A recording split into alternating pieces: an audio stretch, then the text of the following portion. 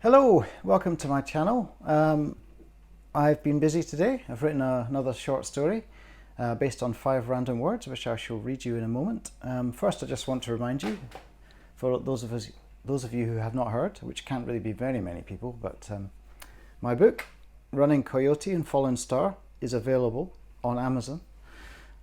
It contains 48 short stories, about 16 of which were published, and there's a competition. You will win a signed copy of this book if you do the following. Write 3 or 4 random words, that's nouns, verbs, adjectives, adverbs, in a little email, in a message in response to this clip. That's all you have to do. And then basically I'm collecting those at the moment. Once I come to release my 100th story, I will put all of those words into a hat, pull out 5, and they will be the basis of that story, and everyone whose word I choose will get a signed copy of this book. So please enter the competition and share this, tell other people. Thank you. Anyway, my story is based on the following 5 words. And this is story number 98. So we're getting close. One more story, and then the famous or fabled 100 story. Anyway, this one is called HMS Killjoy.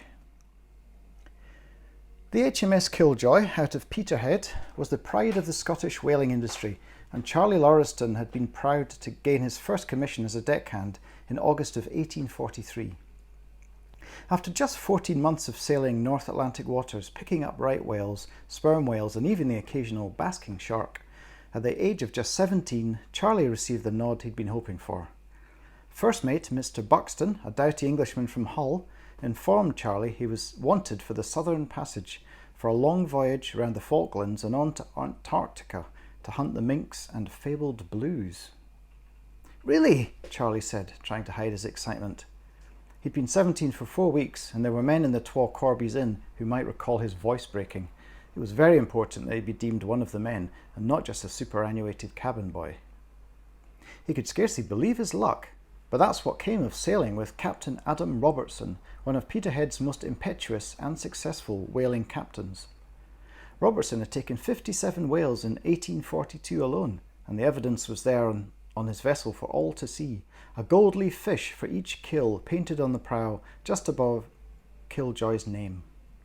Really, son, now you'd better down that beer and go pack your trunk. We're leaving tomorrow morning at 6, said Buxton, who'd always been something of an uncle to Charlie. Charlie knew when he was onto a good thing and did as he was told. The following morning, as a tobacco-hued first light glanced through the lace curtains of his tiny attic room, Charlie yawned, stretched, and dragged himself awake. The day was chilly, late August, but already there was a biting hint of winter in the Har. 40 minutes later, with a belly full of porridge and coffee, Charlie dragged his wheeled trunk down onto the dock and over the cobbles, sending seagulls flying.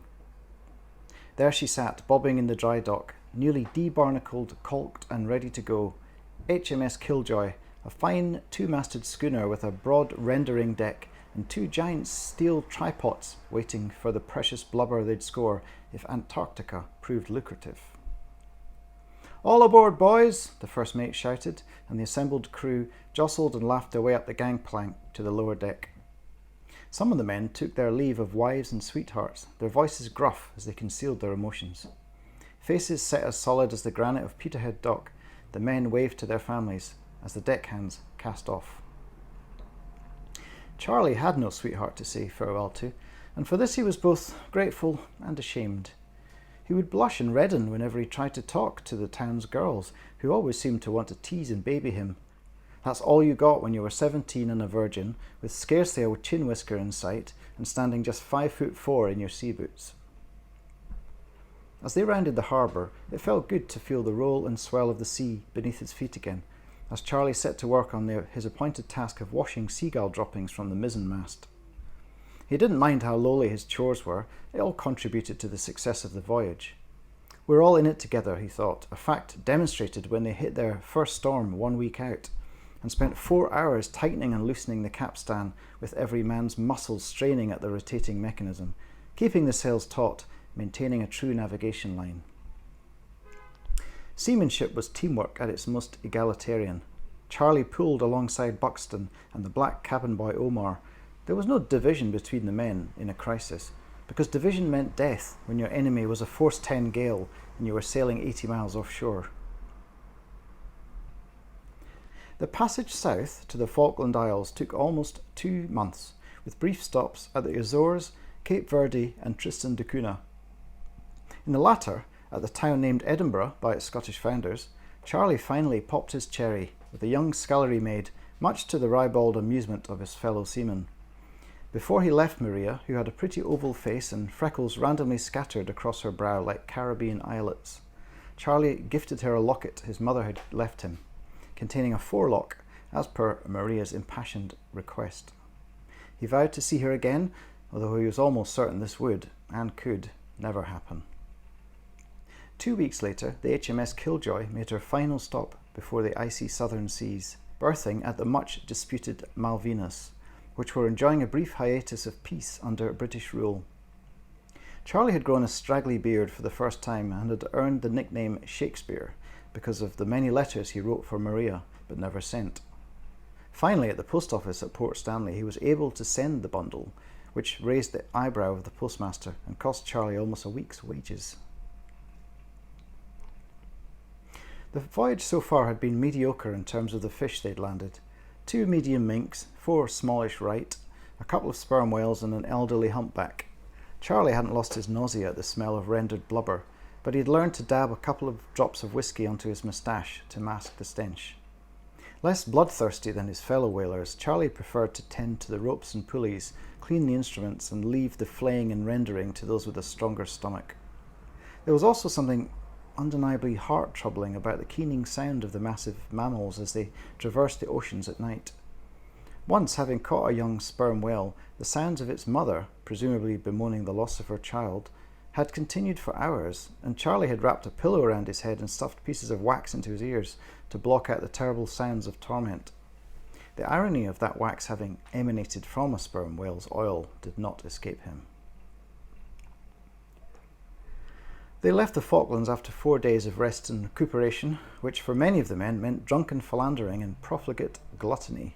Charlie abstained from most of it, thinking of Maria, his departed mother and father, and the terrible tales that some of the older sea dogs had spun about the Southern Ocean and the long white bergs that crashed and drifted, a peril to any vessel and to a captain of any proficiency.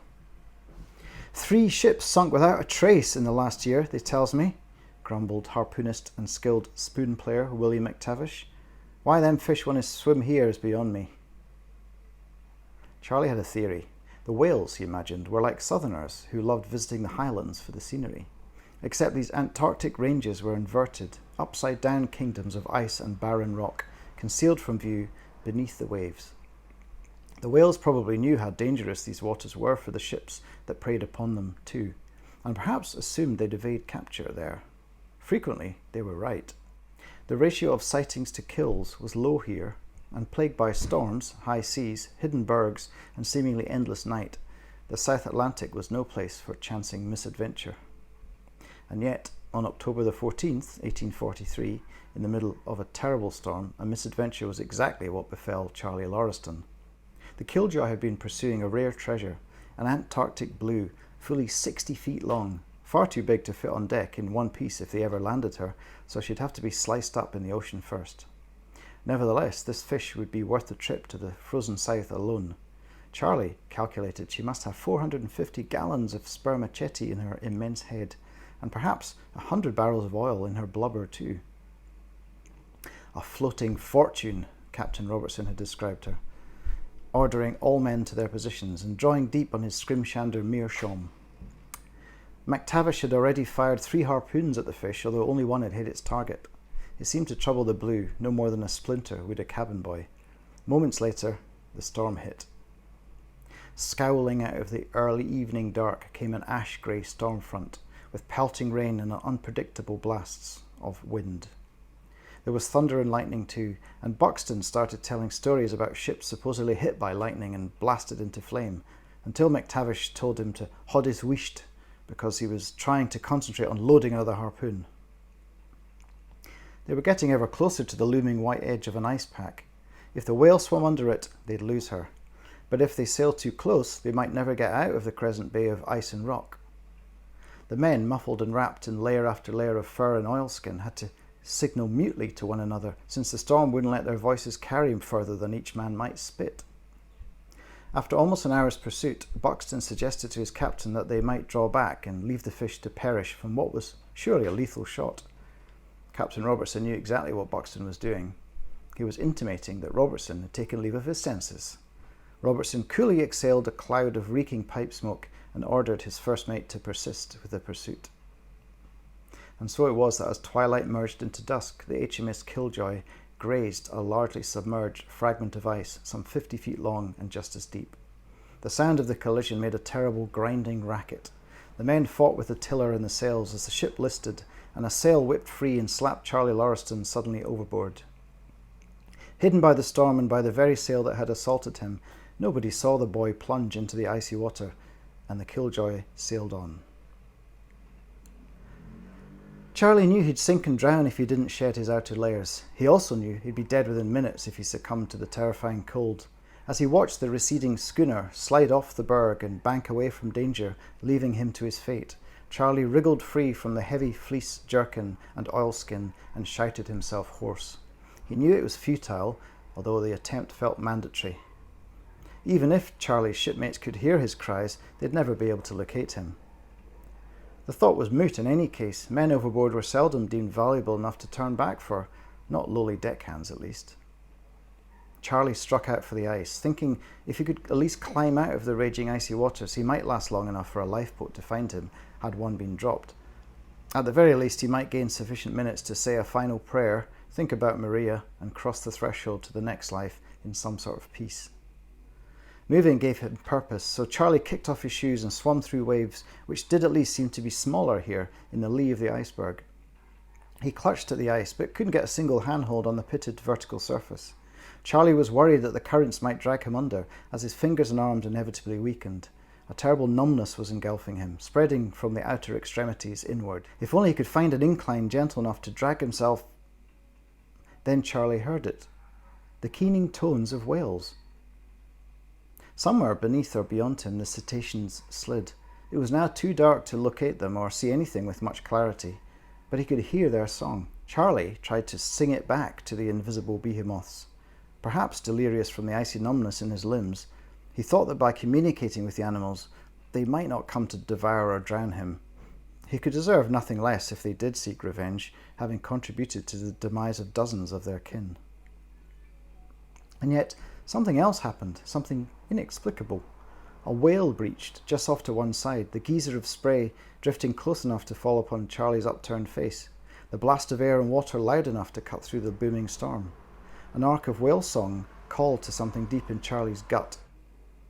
Without knowing why, he pushed off from the berg and swam out towards that sound.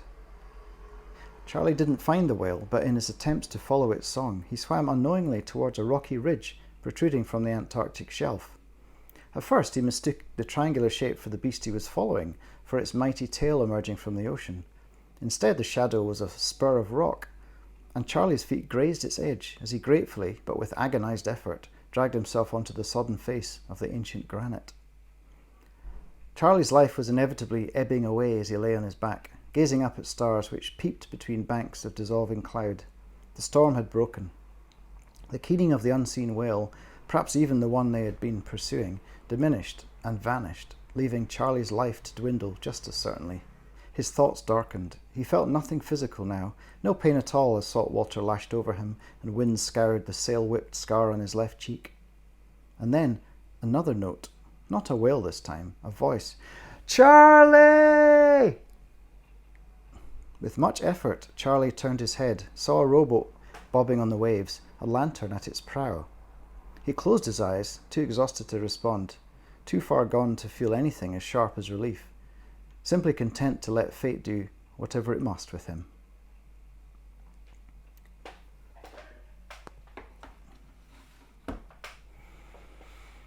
That was fun. I enjoyed writing that one. A fair bit of research into whaling. If there's any experts out there, I'm sure I've got one or two things wrong, but feel free to correct me and I will make due amendments before I send it off to any magazines. But yeah, it was fun. It's actually the second story I've written about someone being sort of rescued by a whale, but this one isn't as clear. This one's not as sort of fantastical as Allies in the Deep, which you might find further down this YouTube selection.